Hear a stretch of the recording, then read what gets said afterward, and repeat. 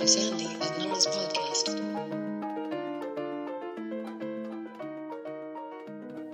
Hey, Nora. Hey, Sandy. It is hot. It is hot where I am. I am hot. Oh, my goodness. Yeah. I can't really think about anything else. So it might be a slog today, but I'm going to try if my brain doesn't fry before the end of this. How are you doing? I'm good. It's hot here too. It's super, super, super hot. And you know, my partner's just gotten into making slings and like throwing rocks with the slings. So we've got like a real sewing setup going on now in my place, which is pretty hilarious. Well, I hope those rocks are being thrown at things that deserve to be hit with rocks. At this point, it's all about aim. And so he's working on aim and speed. Is he getting ready for something like? Oh, I can't say that. I can't say that. I'll just say that he's just found sling YouTube and has fallen right into the hole. Oh my God. What? There's a sling. You know what? I don't even know why I would ask that. Of course, there's a sling YouTube that makes perfect sense. Yeah. Well, shit. Yeah. Nora, here we are. The final episode before we go away for a break. You've got slingshots to keep you busy. I've got lots and lots of capoeira. Slings, not slingshots. Before someone is like, Sandy got that wrong. Yeah, slings, not slingshots. Sorry. You said he was using the sling to throw things, right? Yeah. So think of like the thing that you'd whip around your head over and over and then let go. Like what David killed Goliath with. Okay. I feel like that was like a small semantic issue that is this like a big deal? The difference between a sling and a slingshot? I mean, yeah, technically, it's not a big deal to me, and I suspect it's an even less big deal to you. But I just want to make sure that if there's any listeners out there that are in the sling world, that we're getting it right. You know? Oh my God! Sure. To the sling world, folks, I apologize. Sincerely. But here we are, our final episode before our little summer break. And and before we get started, we have some people to thank. We have one person to thank. Although, you know what? I will thank everyone who is in touch with me to say that eating peanut butter with butter is the way to go. I don't know, Sandy, if you heard anyone telling you that you were right, but I suspect not. And so thank you, everyone, for being on team peanut butter and butter, because it's delicious. I actually think that that's bullshit. I think that you're making up these people. No one contacted me to say otherwise. No. So sure, Nora has imaginary people who are validating her very weird way of eating peanut butter. I am sending you these messages and you are going to be like, oh man, I have to try that now because it sounds delicious because it's been confirmed by many people. I promise you, I won't do that. Okay. All right. Well, thank you to those people. And thank you as well to everyone who shared the podcast this past week. Thanks to everyone who switched to the daily news. I can still see those stats, so I can see that you are doing that. There is a couple of podcast programs that I guess have still not found them. I think Pocket Cast is one of them. I've got to find out more details about that. But otherwise, everything from, whatever you're listening to, you should be able to find the daily news at. So make sure you make that switch because this is your last week before we are off. And then when we come back in September, it is not going to be on the main Sandy and Nora feed. So don't mess that up. But thank you so much this week to Natalie for supporting the podcast financially. And we really appreciate it. Thank you so much. So what's up, Nora? What's going on? Well, you're talking about the heat, and the heat is, I think, on a lot of people's minds right now because climate change is hard to escape. You know, there's these torrential typhoon floods happening. It started in Manila in the Philippines and has moved to China. There are landslides that have killed almost 300 people in Ethiopia. The crazy weather that is wreaking havoc around the planet has also hit Canada, and it's hit Canada a little unevenly because it isn't as if all of Canada experiences the same thing. So we had catastrophic flooding in Toronto last week. Not sure if folks saw that or experienced that. And I had a friend that had a car swallowed by the St. Lawrence earlier this year from catastrophic winter flooding. If that happens to you, just let it go. Just let it go and find a new life. Your car is living in the ocean now, which is what my friend was saying to me. I was like, that's a pretty good little attitude. But in Western Canada, it is not the floods that is driving people from their homes. It is the heat and the flames. Sandy, did you see what has been going on in Alberta this past week? I have. I've been watching that news like totally. Just like I don't really know how to describe the feeling because, of course, as you know, I went to Banff for the first time this year. And I can't remember if I described this for our podcast listeners, but I certainly think I said it to you. It is the most beautiful place I have ever seen on this planet. And I have traveled quite a bit. It's stunning up there, Banff. I didn't get up to Jasper, but I did see what the options were to get up there. And it just seems like it's more and more beauty in and around the area. And I am just struck with a wave of sadness and also frustration at the what's happening now, the wildfire, and how that's threatened so much of the town and destroyed parts of the town. And part of the reason why I'm so frustrated and angry about it is, of course, it just feels like every time we hear of some other climate crisis type of natural disaster, it's like, man, could this have been prevented? And how much longer will it take for the people with the power to stop all of this from happening? And I mean, what a impossible thing to lose. Yeah. Yeah, and I'm sure everybody has mutuals with people who are connected to Jasper, who go to Jasper all the time, who might have, I don't know, a cabin in Jasper or whatever, just love the place. And of course, Facebook and Twitter and other social media feeds were full of people mourning what they were afraid of losing. Now, Jasper National Park has informed Canadians that about a third of all structures in the city, in the town, were destroyed, which means 2/3 were not destroyed. And, wildfires are raging not just in Jasper or around Jasper, but all across Western Canada. In the same week, there was also evacuation orders given at Chipewyan Prairie Nation and Little Red River Cree Nation. And of course, the First Nations evacuations don't tend to get as much media attention as the Jaspers of the world. And so it's important for us to be aware that, of course, there are Indigenous communities that are being evacuated regularly as a result of these fires. And so, looking at this and feeling the doom that comes with regularly breathing in forest fire smoke that, is drifting over your community, or you've been evacuated yourself, or your family's been evacuated and you're trying to help get them supports or whatever, it certainly is a moment where we feel probably pretty hopeless.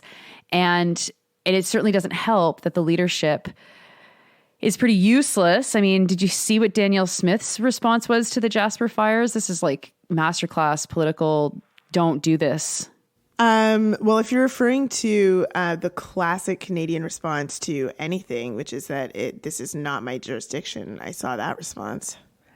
That's what I'm referring to. Yeah. This is not my jurisdiction, referring to the fact that Jasper National Park is a national park, and so it's federal lands. And so she said, hey, I don't have to see that wildfire over there, even though it may have started in provincial land or be going to provincial land. It has nothing to do with me or affect members of this province. That has nothing to do with Danielle Smith. This is all the federal government who, I mean, is there a federal fire department? Is that who we call in that? Is that because she has to be right? She can't do anything about this, right? Well, Danielle Smith's a fucking piece of shit. Let's remember that. And also, it is true that it's not going to be solved by a single politician, certainly not the mayor of Jasper, who federal, provincial, federal park, whatever, doesn't really matter. There's a municipal governance structure where you've got a mayor that's beholden to both provincial and federal, laws and stuff and funding. But Danielle Smith, this isn't my problem. This is a federal fucking thing. Fire doesn't care about what is and isn't a national park. And this is a government that has cut funding from forest fire management and from firefighting. This is a government that has done a lot to encourage oil and gas discovery and exploitation on the territory that we call Alberta. And, it is no coincidence that we are on track for the oil and gas industry in Canada to make more money in 2024 than ever before. That is directly related to the fact that wildfires are raging out of control because of our insatiable reliance and dependence and need on oil and gas, except that's not really true. It's the insatiable dependence and need on the profits of oil and gas for a very, very small group of people in this country. Mm-hmm. And the thing that's like really frustrating about this is, like I said, it's like it's as though, I think we all know that, like we all know that oil and gas is in part, the oil and gas industry in Canada and elsewhere are in part to blame for the conditions that make forest fires worse, and for the conditions that make our climate worse and endanger our lives when it comes to the climate crisis. And yet, it feels like, I don't know many people who need to be convinced on this anymore, but it still feels as though nothing has changed. And similarly, like that's how I felt when I saw the news about Sonia Massey, like a wave of despair and frustration and anger, but still this feeling of like, oh my God, like everything has changed and yet nothing has changed at all, which is really, really frustrating. And of course, so if you haven't heard of this, Sonia Massey is a Black woman in Illinois who called the police because she was nervous about a potential burglar or someone on her property. And when they came, they accused her of trying to harm the police. I suppose she had like boiling water on her pot, or they said that she had boiling water, and she responded with something like, "I rebuke you in the name of Jesus," and they shot her in the face. Unbelievable. And she is now dead. Yeah. And it's like, I just feel like so many of us have changed. Like so much work has been done to change people on the ground, which is, as we've said before, and as I truly believe, where the victory lies. It's like that shifting of people is where the victory lies. But the power structure is really slogging behind that victory. And I think on this, our final episode before we go off into a month retreat in which anything could happen, because I feel like, the news just moves at warp speed these days. It's a good time to like take a second to think about that and to contemplate what it means and how to think about it and what we should be doing. Yeah, because, politicians are very, very good at seizing the rhetoric of the moment, at trying to talk to people where people are at, while hiding the fact that nothing is being done to actually bring us into the moment that we feel like we might be in. And so I don't watch videos of police brutality as a rule. I just refuse. But seeing the comments related to Sonia Massey's murder, this is a lynching by law enforcement, which of course law enforcement was always involved in lynching. And despite the fact that popular kind of opinion has shifted and certainly has shifted around the power that police have and they yield. And so how can this still happen? How can this still happen?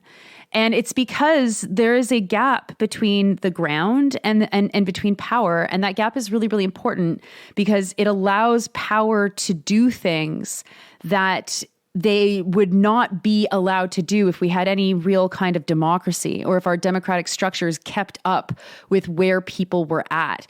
And I think what's really alarming in this moment is that, normally you might say, well, one might follow the other. So it takes a bit of time to get from where consciousness has shifted and then politicians will shift with it, right?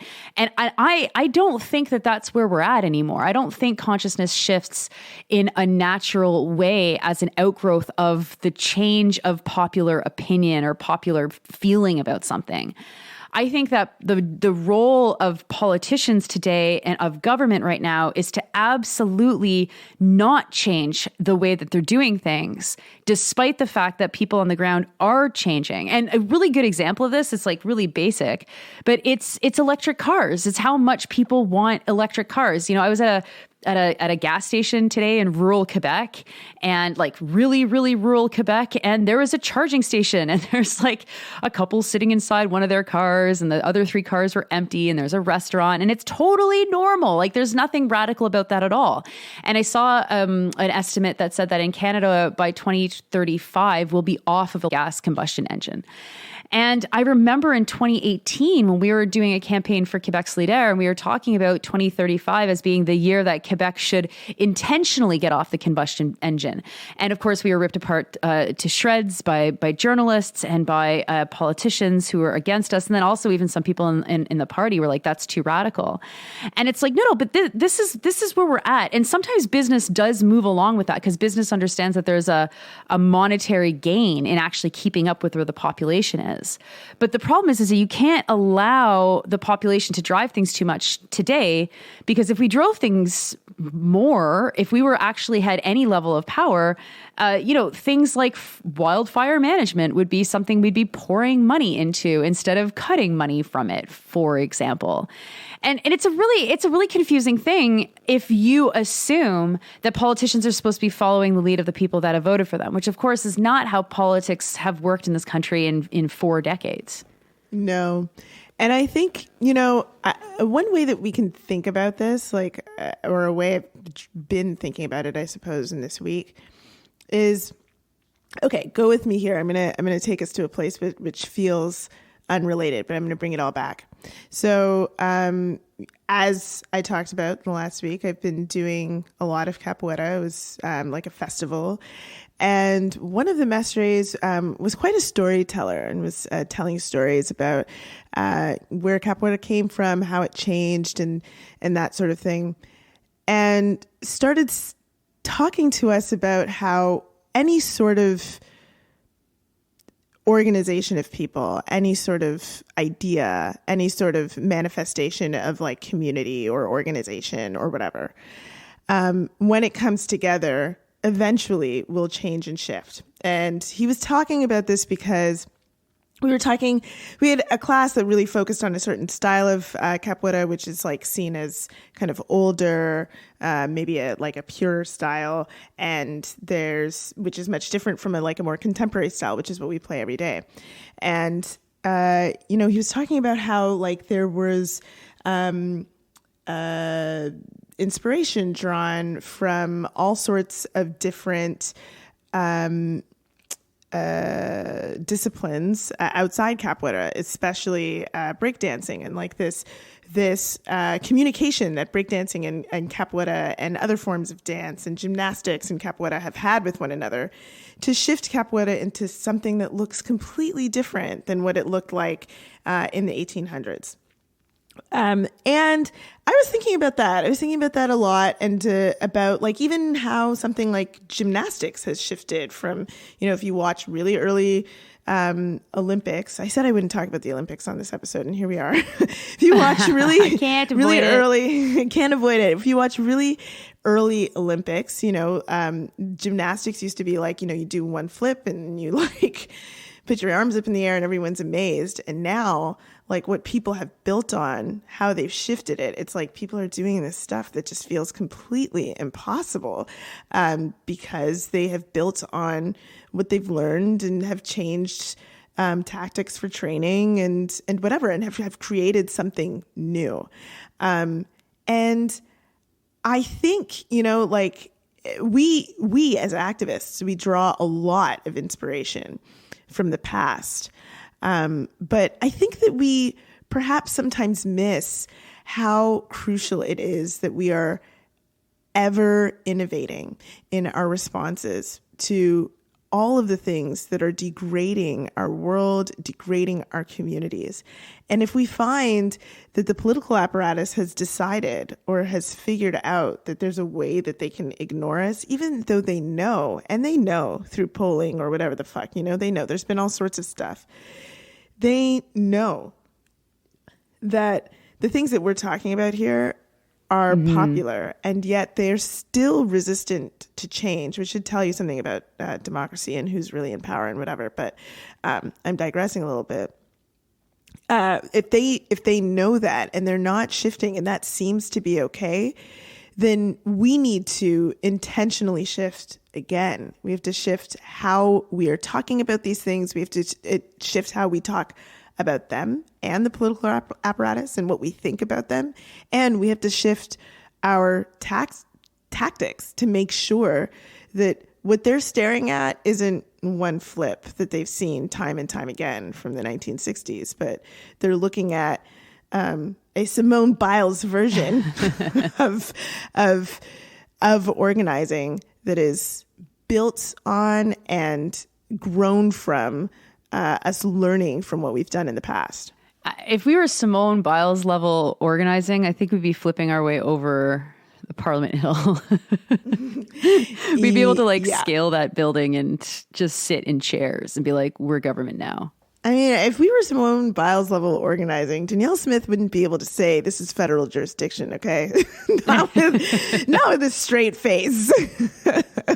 Yeah, it's a good reminder to start thinking through this stuff in a way that takes us out of what is normal. And I was involved in something this past weekend, a lot of brainstorming, a lot of how do we shift political things around? I can't be too specific, but it doesn't matter.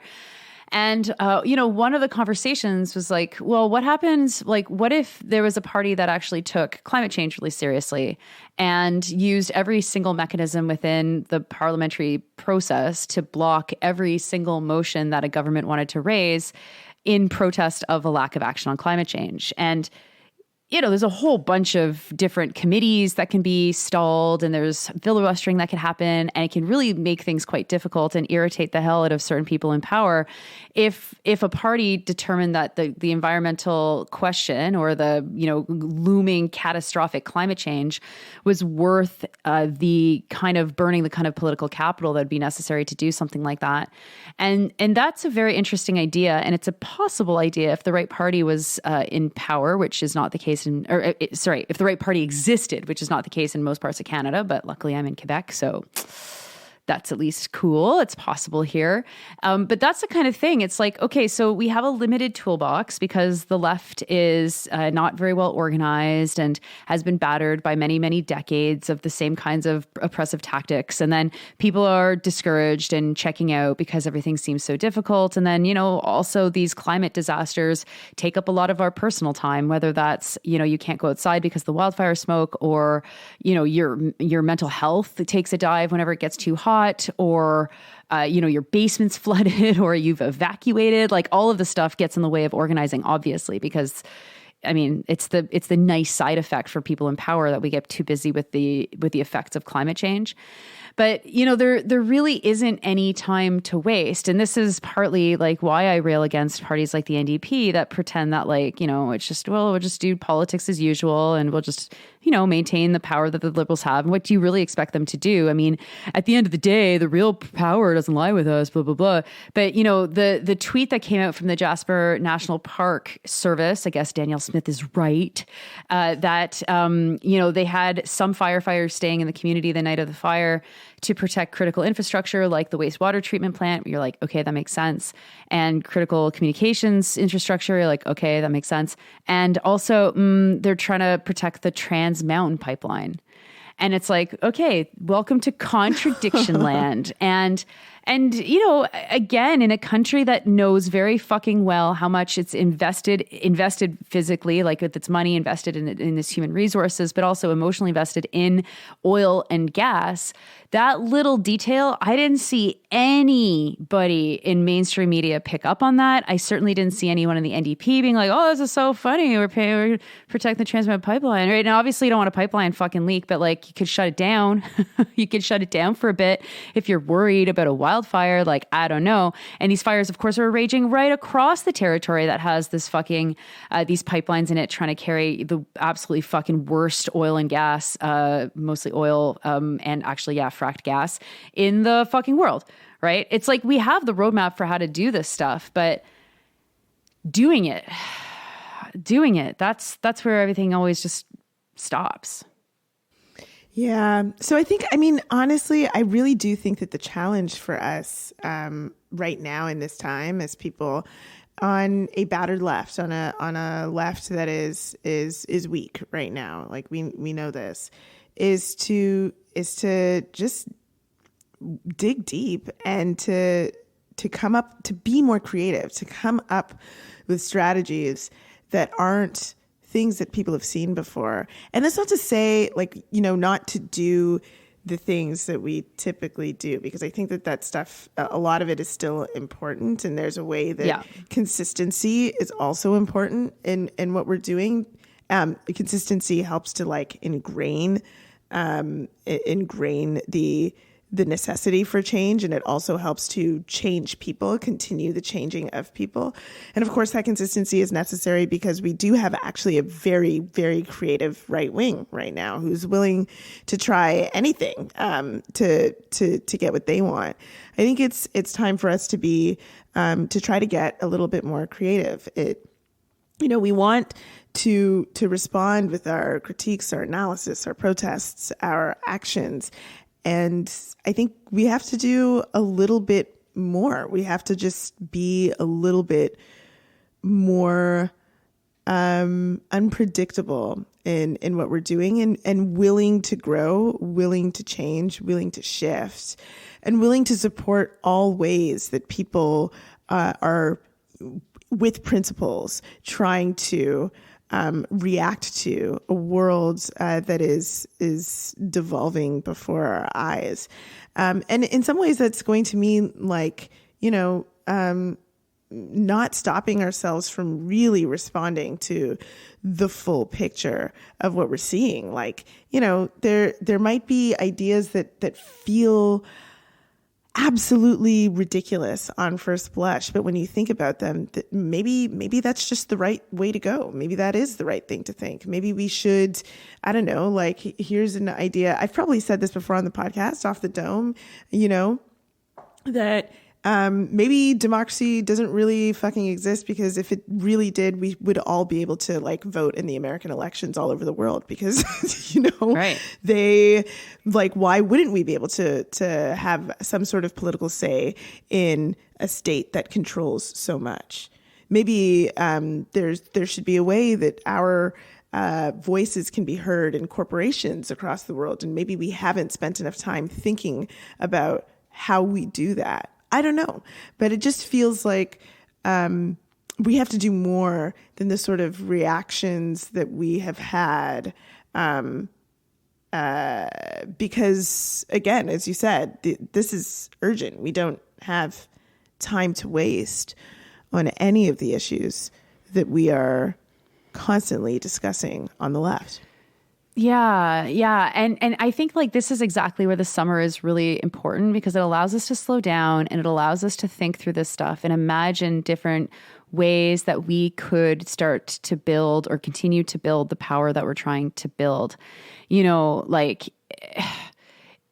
we start, are there enough groups united across Canada doing climate justice stuff that aren't necessarily under the same banner, right? Because there's national groups doing climate justice work that have chapters all over Canada, but there's also really small town kind of like environmental justice groups that might be fighting specific projects and this kind of thing. And it's like, there's never been a national summit on the environment in an emergency kind of way. We got to do this right now. Like there's obviously been some conferences and stuff, but nothing that I can think of that would actually build some sort of broader umbrella kind of movement. And I feel like that's my answer to everything, but like no one's tried it anyway. So I can't say that it's not going to work. So I'm going to just keep suggesting it until I see it not actually work somewhere, which it won't. It's going to work. But it also is a moment that recalls the need for Canada to develop its own industries. And this is something that is like a little bit back to the future, a little bit like telegraphing what's going to happen next in the globalized world, and understanding that globalization is part of environmental destruction. Like the fact that you get fruit and vegetables from other parts of the world is ridiculous, frankly. Maybe we should get some, but like everything we eat sometimes is like ridiculous. Like maybe we shouldn't have strawberries in the winter, like, you know, generations before us didn't have, or maybe shipping, fashion is a disaster. Maybe the flights and the cargo flights are a disaster. Maybe we actually need to imagine a national policy, economic policy, to rebuild economies in Canada that make good jobs, that keep things local, that have things moving from community to community in Canada and not needing us to cross the fucking globe with our shit. Or, you know, maybe we shouldn't, ship our fucking garbage to other countries in other parts of the world. Maybe that's something that needs to fucking stop. You know, like there is just so much that is embedded in our way of life that we have to break, and that we have to be very serious about breaking, intentional about breaking. And a lot of it passes through actually building a made in Canada economy, and to do it in a way that, like, you know, gives people who are working in the jobs good salaries and benefits. You know, pension funds should be invested in Canada and not invested in like exploitative projects all over the globe, which is the case now. Like there's absolutely no conversation at the fuck all about building things in Canada. And as a result, the only industries that we have here are like oil and gas, agriculture, and agriculture, of course, is like hugely reliant on the climate being stable, right? Remember last year's massive droughts that swept southern Alberta? No one even talks about those anymore. And who knows if there's other droughts going on? No time for that. We're talking about forest fires now. There's, you know, then there's the banking industry and insurance and all of these financial industries that cross borders, but that don't produce anything, that don't give people good jobs. I mean, these are mostly industries that don't even have unionized work, and that will be pretty gutted by AI while, you know, they continue to make tons of money for the owners. And then you have all of the money that people make in rent and in these like ridiculous rent schemes where people pay their rent right to shareholders' profits. It's like, this is what Canadian industry is. And without actually talking about a national economic program or a national economic policy, if we want to get really back to the future about it, there's no way of actually trying to figure out in Canada how we're going to get a handle on some of this stuff. And of course, climate change is a global phenomenon, but we are so not pulling our weight that it's even ridiculous to imagine that we are. Also mining. We have to start pulling our fucking weight rather than being like, let's just, another oil here, another gas here. Let's frack some more. Let's just fuck everything up because Canada's super vast and that's all we know how to do. Yeah. I mean, if you take all of this to its logical conclusion, well, first of all, before even saying that, you're absolutely right. And at the same time that those are like the only things that exist as like Canada's economics, it's like anything else is being sold off to corporations, and any part of that that is like public is being sold off to corporations, like everything. And so as that reality continues down, like if you take it to its logical conclusion, right? You extract as much from people as you can, and you give as much to to an ever shrinking amount of people to become more and to amass more and more and more wealth as you can. People become more and more destitute, and they either leave or they need to be controlled. And so you have to put a bunch of money into policing and the army and so on. And there's no way for that trajectory to stop unless we stop it. Like it must be interrupted, and it must be demanded and created. And quite frankly, like, I'm looking at it and it's like, no one here seems ready to do any of that work. And there are so many different policies that can support innovation in the economy, that can support a shift in the way that the economy is organized, that can stop the way that corporate greed destroys the environment around us, that could stop the amount of money that we are pouring into policing infrastructure, that could stop the destitution that people feel because most of their money is going into keeping a roof over their heads, a very, very small roof, if they can afford that. And it's like, you take this to its logical conclusion, and it's only going to get like absolutely terrible, from bad to worse to absolutely the worst, which sparks, I don't know, some sort of like fight back or change, or we're like back to living in a time that we thought was eras past. And so this is where we're at, you know, like I feel like we're at this place where we're looking into a possible future, knowing that we have changed enough to understand that the continuation of our present as is, we don't exist in that future. Not all of us are going to survive in that possible future if the present remains. And so we can't stay the same. We can't be doing the same stuff. We can't be trying the same things. We too have to shift and change so that what power is responding to is a little less predictable, a little more hard to reckon with. And we haven't figured that out, despite everything that's been written, despite all of the things that have been said, despite all of the boots on the ground, despite all that we've done. Much of it very, very good work. Some of it annoying, some of it really joyful, right?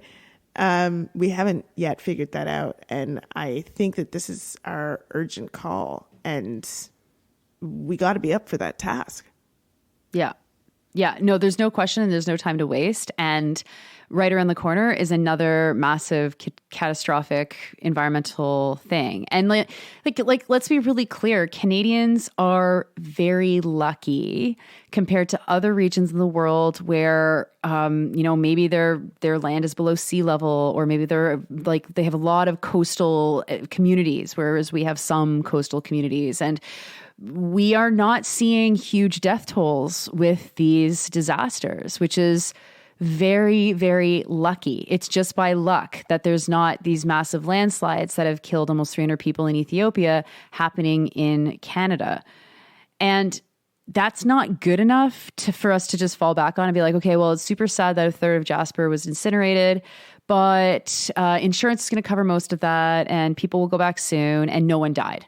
Like, that's all true, but people are still dying. First of all, people are dying around the world. And again, we are all connected to one another. And so that matters. But then people are also dying because we don't actually track deaths very well in this country. And so heat waves do kill people, and they disproportionately kill disabled people and elderly people and people who are marginalized and people who are living on the street or people living in tents, right? Like, we know this. The cold kills people and takes people's limbs. We know this. And so, like, I don't know who we appeal to take this stuff seriously. If there's anyone in civil society in Canada with any level of fucking power at the fuck all to do something, whether that's the at the level of city councilors or municipal councilors, or if that's like the fucking independent beer makers who are all like, save water, we need it for beer. That's a big rallying cry in Quebec. Or whether that is backbench MPs, or whether that is like a benevolent owner of some company that I can't think of, or whether that is university researchers who are the ones who can see the path forward to new and clean kinds of energy that we just need to pour more resources in to get to. Like, there are so many people who could step the fuck up, and it is so tiring to see just the cowardice in this country of people not doing that. So it's August. I mean, maybe you're listening to this podcast commuting to work, or maybe you're on a dock somewhere and you're like, I just want to hear one last Sandy Nora before I check out for the rest of the summer. And like, think about that. Who are we able to trigger into action? Who could we electroshock into action, or force into action, or ask politely into action to help build something that exits the usual suspects of climate justice activists on the left? Because the reality is Sandy, you're right. People are beyond where the politics are. And it has to be built. But once it's built, people will come. But it's not good enough to expect average people to build something with the level of power and support that the people in power who actually claim to care about this stuff could build it. And I'm not talking about the Daniel Smiths of the world, or the Pierre Poilievres of the world, or the Justin Trudeaus of the world. I'm talking about people who understand that our fucking lives are at risk, and that maybe they have a little bit more power than fucking random podcasters, Sandy and Nora, and you, dear listener, who works, in a bike shop, or as a civil servant, or as a paralegal, or as a whatever, as a groundsman, like whatever. Like we can be powerful together, but God, where are the adults? Like, where are the adults? Why is no one being like, wait a minute, we should like confront Daniel Smith because we know that Jasper is in Alberta. Like, sure. And then she tried to do that a little bit, but like, Christ, people, you can't all be colluding against average people, are you? I don't think they all are. I think that some people are staring maybe at their hands, trying to figure out what to do. Like, I've come to this place where I thought I would have more power, and it feels like I don't have any. Let me disabuse you of that. You do.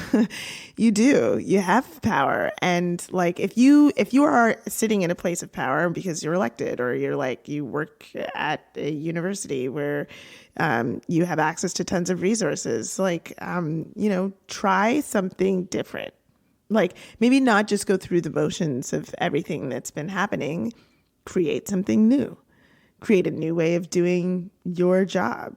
Create a completely different way of doing your job. Maybe connect with a grassroots activist organization to figure out what would be the most helpful in this moment. If it's not helping you to just be in your position doing your job, because it's not enough to just be like, I have good thoughts, good principles, and I'll be here to, whisper in people's ears every once in a while when I hear of something terrible happening. No, that's not enough. You got to try to do something different. If you are not conspiring against us and you're concerned about these sorts of things, and you somehow listen to Sandy and Nora and you're in a position of power, try something different. And I'm going to say something that maybe feels a little bit antithetical to everything that we've been saying so far, which is that, like, Nora, I think you're right. I think we need a national gathering of some sort on a whole host of different issues. And you might be thinking, Sandy, national gatherings have happened before. That's literally doing exactly the same thing. Well, hang on a second, okay? It's not. Because one of the crucial ingredients for shifting anything, I think, is getting a bunch of people in a room together. Honestly. And I don't, I don't think that any of the sort of innovation that we're talking about needs to happen is going to happen just by emailing one another or being connected on social media. There's something that happens when you're able to be in space with somebody and bounce ideas off of one another, whether it's two people or a lot of people. And the possibilities are expanded when it's a lot of people. And you're putting these ideas through other idea generators. Like it can be a really, really inspiring and wonderful way to shift things. And I think in the absence of that happening in so many different movements that we have in Canada, I mean, gosh, Nora, you wrote a whole book about it when it comes to feminism. And this is the case for all sorts of different movements in Canada. There's not a lot of support for this kind of thing. So it's hard. So, again, if you are in the academy and have access to cash, like help make this happen. If you're in a union and have access to cash, help make this happen. We need to be in each other's orbit so we can figure out some creative ideas for what happens next. Because just like we say, neoliberalism is all about isolation. None of us are going to sit here, figure this out on our own individually or by critiquing something to death and analyzing it to death. We actually have to come together collectively, not just because we have to work collectively, not just because we have to protest collectively, but because we have to dream up the solutions collectively. And for too long, we haven't had the opportunity to do that with one another. And so I think we've got to build that if we're going to take on the task that we've been talking about this whole episode. Well, I guess that's that for the next month anyway. We hope that you have something to chew on while we're gone for the next couple of weeks. We'll be back in September and we'll be ready to go with a new, season of Sandy and Nora, plus a whole new look for the Daily News, which is really exciting. Sandy, I know that you love the new logo, so that will be unveiled soon. And really, as you're taking time with family or friends or just by yourself, trying to imagine what does it look like to do things in a more radical way, a turbocharged way, as Simone Biles doing incredibly new things on the parallel bars kind of way. I mean, the sky's the limit for what we can imagine. And really, the time is now. We don't have the luxury of waiting. We have to start figuring this stuff out. And the first step to doing that, beyond education and awareness, which I think we're way past, is to come together and find spaces where we can debate and discuss and plan and start to take over. And there's a lot that we can learn from activists who have been doing the amazing solidarity actions with the folks in Gaza on campuses all over Canada, looking at divestment as being one possible acts of action. But we definitely need to go beyond that. So, rest up in the next couple of weeks, the next month. Enjoy whatever is left of your summer. If your summer's come and gone already, I hope at least you get some nice time off at some point. And we will be back with the hopefully cooler weather that follows Labor Day.